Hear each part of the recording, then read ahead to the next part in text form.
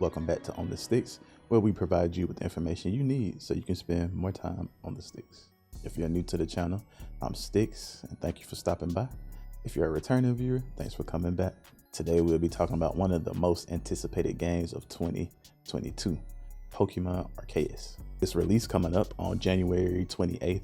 This past week we've been getting a couple of videos here and there, going over the game a little bit, and one of the videos is actually like a deep dive gameplay overview.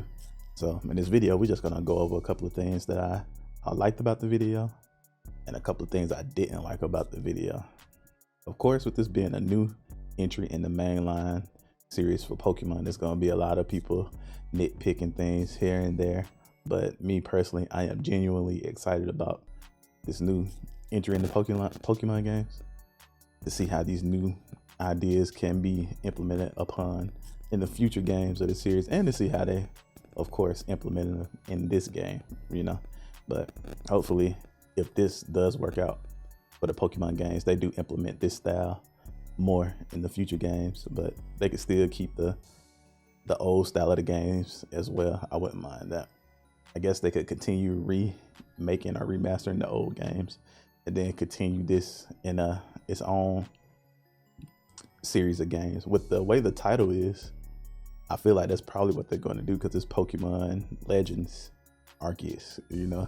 So they could take Pokémon Legends and put whatever out there and just keep it going. But so as soon as the video started, of the gameplay or whatever, I kind of felt like the areas they were showing was a kind of almost looked like a predetermined set path that you could just walk straight forward down, and that's all you could do. I know it's supposed to be like an open world game and whatnot. Maybe not all the areas are like this, but a couple of those areas they showed, it looked like all you could do is walk straight. And that's pretty much it. Walk straight and see whatever Pokemon are out there, which is okay for some of the areas, you know, but I hope it's not a lot of areas like that in this game. From other moments in the video, it looks like it's pretty open areas in there, even with, like, you know, you got your flying, your water movement and all of that. But it kind of looked like some of these paths are just straightforward walking, and you can't really just go anywhere you see. I mean, it's not promoted as a game you can go to any spot where you can see, but you know, I'm just hoping it's not a lot of just corridors if you walking down fighting Pokemon and getting from point A to point B. Hopefully it's not that. They also showed some resource gathering. You know, I feel like that's going to be a big deal in the game, which I'm perfectly fine with, gathering resources. You know, we all do it in our RPGs and games like that.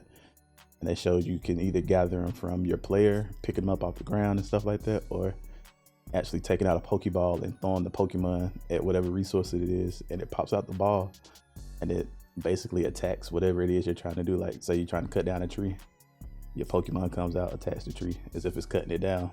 Or if you're trying to mine rocks like that, I think that's pretty cool. I don't mind that at all. Got to get those resources, whether you're trying to craft Pokeballs, probably potions and stuff like that too, or even probably to complete tasks for quests and stuff like that. You know, so nothing wrong with that, you know, giving you that real RPG feel in your Pokemon game, gathering those resources. And then the video went into basically the game having its own day-night cycle, as well as weather cycles, and how it can affect what Pokemon you're seeing in the area. I think that's cool, having a day-night cycle, weather cycle, add some more, I don't want to say realism, but some more variety into the game and the areas you're seeing and how the environments look, and makes it a little bit more tricky to finding Pokemon you're looking for. Keeps the game from getting too, I guess, mundane, predictable, boring, you know, switches it up a little bit. I'm pretty sure it's, well, I don't know, it might, I don't know. I want to say Pokemon games in the past have had like rain in them, and also a day-night cycle. So I don't think this is anything too new in the series, but you know, it's good to see it's still in there. They could have took it out of there. No more walking through tall grass and random battles. Now you see the Pokemon walking around on the plain, just like you're walking around. You know, we had a taste of that on Sword and Shield. So now they're doing it again. And here, you know, you got your typical Pokemon that either won't bother you, that'll run away from you, or be aggressive and try to attack you. And you also have to look out for alpha Pokemon and noble Pokemon. So I think it was saying alpha Pokemon would just be bigger versions of whatever Pokemon you're seeing in the area or whatever, or has like some slightly different variation to them. It can be a tough battle. And noble Pokemon, they showed like in noble Pokemon, they showed a battle where your player actually had to fight the Pokemon as well as the Pokemon fighting the Pokemon. Like a giant enraged Pokemon that you had to work together to take down, with you throwing like bombs at it until you can get it down staggered enough to throw out your Pokemon to actually have it fight. Thought that's a pretty interesting mechanic, and I'm interested to see what more they do with the noble Pokemon battles, as well as the alpha Pokemon battles. I'm assuming you can catch both of those kinds of Pokemon, but I wonder if it'd be like when you catch them, they're just like regular Pokemon.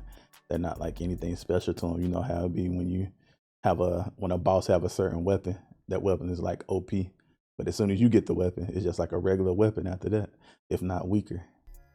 It also showed when you're in battle that you have two different versions of moves you can use. Let's say you have water gun. You might have a strong style to use a water gun, or agile style to use a water gun. And both styles have their pros and cons to using them. I want to say the strong style was probably just stronger, and agile makes you more likely to attack first, most likely. That's what I took from the battle system, but both styles require more PP to use as the move. Now you also have to worry about their trainer getting knocked out in battle. You know, before we just had to worry about our Pokemon fainting. Now you have to worry about your trainer himself or herself fainting as well. And when you faint, it showed that you lose items. So I wonder if it's a random item out of your bag, or is it like certain items you done collected your time you were out. I wonder what determines that. The process of catching Pokemon is pretty much still the same as it always have been. You know, you fight the Pokemon, get them weak, throw the Pokeball. But I like the fact that you can now even catch Pokemon without even battling them. They showed the trainer throwing out I want to say a berry to distract the Pokemon. And they just threw the Pokeball and caught them. And you can even gain experience from doing stuff like this. I thought that's pretty interesting. You know, Pokemon does become a XP grind at times. So the fact that you can get XP without battling, I think that's a pretty good thing. Like, let my Pokemon grow levels from me completing tasks and doing stuff like that. I'm all for that. I know it's probably gonna be some people that are not happy about that. They only want Pokemon to gain experience from battles.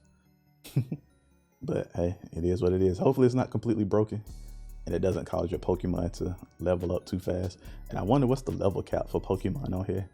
Is it going to be like what, 99? Or well, I know they showed a couple of level 50 Pokemon on here. Can't remember if they showed anything higher than 50, but I wonder, is it going to go to 99? Or will they go anything beyond that? They briefly covered stuff about the Pokédex and how you work with the survey team to fill out the Pokédex and how you get rewarded for that. And it said, I want to say it said you might have to find that Pokemon multiple times before you completely fill out the entry for it in the Pokédex. You might have to see it in, what was it saying? In its natural habitat, not really engaged in battle, or in battle, performing certain moves, things like that. You know, I'm all for that challenge. Give me different objectives to complete that Pokédex. I'm all for that. You know, a lot of times people run out of stuff to do on Pokemon once they get those badges. So this is good. It gives people more things to do. They also showed you having 3 different mounts. One for land, one for air, one for sea. But I wonder if any Pokemon can travel over the water or in the sky flying or whatever, or if you can ride any other Pokemon, or are these 3 Pokemon the only ones you can do it with?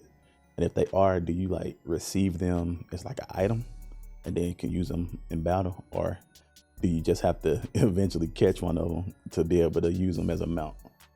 Me personally, I'm hoping they're not the only Pokemon you can ride and fly with. Hope you can use different Pokemon for all of that, unless they give these Pokemon to you at a certain point in the game for doing stuff, which I wouldn't be surprised if they're like a mission reward or a quest reward or something like that. That wouldn't surprise me at all. So guess we have to wait and see.